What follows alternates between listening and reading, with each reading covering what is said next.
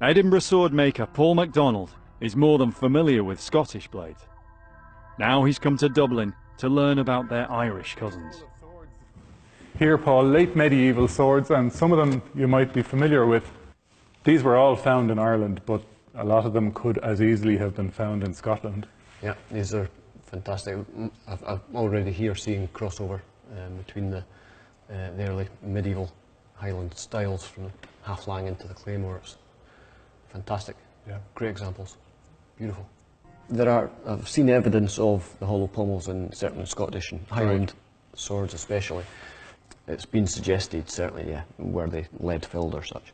Yes. And there's one that I know of that's been x-rayed and found to be about 3/4 filled with lead. That's interesting, that's interesting. We've no evidence of lead in any of our pommels to date, but it might be worth looking for it again. Is it possible to have a closer look? I think it might be, yes. Yeah. Great. It'll be the first time ever that anyone's attempted to work out how it was made. Getting to grips like this with one of the precious few surviving Gala-glass blades is pretty special. This sword was found in the River Barrow in County Kildare, just a bit south of Dublin. It's an interesting form of pommel, I think really only seen on swords of this type of this period. To my eye, I'm already thinking about how this plays in the hand, Yes. how this works in the hand. Yes. A light pommel, to me, would suggest a light blade, a light, fast blade. Yes. A really Yes. effective cutting blade, be swift in the hand. I would imagine these were, pretty fearsome, fast, swift blades in their day. Right. To my eyes, this is what this is already saying, but there's really only one way to know for sure. Sure. Paul carefully records the sword. Though it's not survived completely intact, he'll take these measurements back to Edinburgh to begin the recreation.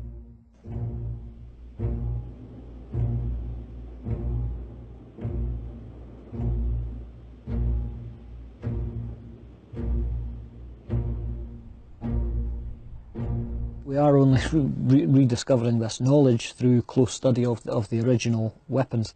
The sword makers were known to be the men that used earth, air, fire and water and commanded those elements and made them into a functional form that you could live or die by. Working from the dimensions of the original, he estimates the full length of the blade and draws out its profile. Yeah, this is giving the blade back its lost life as it has been broken, possibly in use. It's quite likely blades were known to break in battle through earnest use. These are men who were fighting for their lives and would have put every effort into that. So broken blades would certainly be a result of that kind of action. He's already crafted the components of the sword's unusual hollow pommel. The pommel is hollow on the original, and there's no evidence of it being lead filled or such. The only reason that a pommel would be hollow would be if you already had a light and fast blade.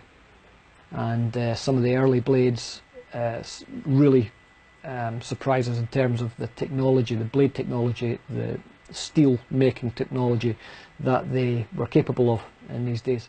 The original pommel had the remains of the brazing inside it. This is the means by which the iron components were joined together. For this process, Paul uses another skilled local artisan. Lonsdale and Dutch are one of the last coppersmiths in Scotland using traditional sheet metal working techniques and tools. Actually been in business here for a while? Yes, the shop's been here since 1813, so it's just over 200 years old. Lots of the tools are around about 100 to 150 years old. Brazing is similar to soldering, only it requires a much higher temperature, using molten brass as the binding component. Then, back at MacDonald Armouries, it's time for what Paul spends most of his working life doing: the grind.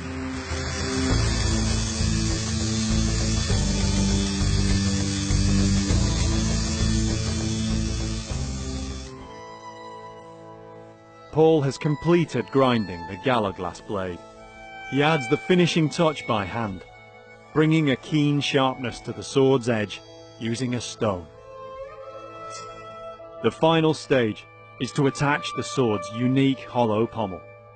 The process of making the sword has caused Paul much thought, not just on what the original sword must have been like and how it was used, but also about what it meant to be a swordsman in medieval times, Scottish, Irish or otherwise.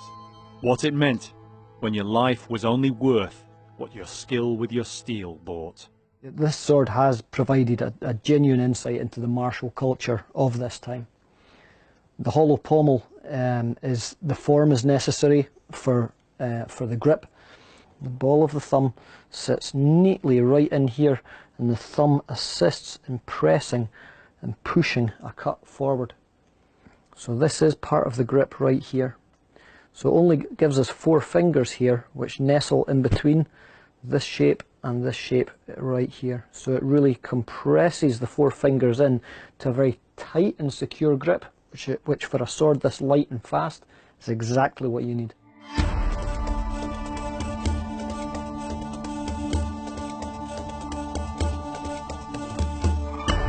The traditional image of the Gallaglass is of big warriors wielding great swords.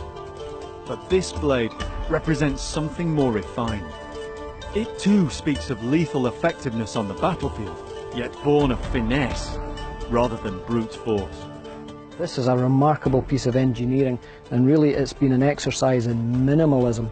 Minimalism in terms of the blade weight, the hilt, there's not much steel here, the grip and the pommel, the hollow pommel. So this overall results in a sword that is just a tiny shade over 1.5 pounds in overall weight in the hand. Really light and fast.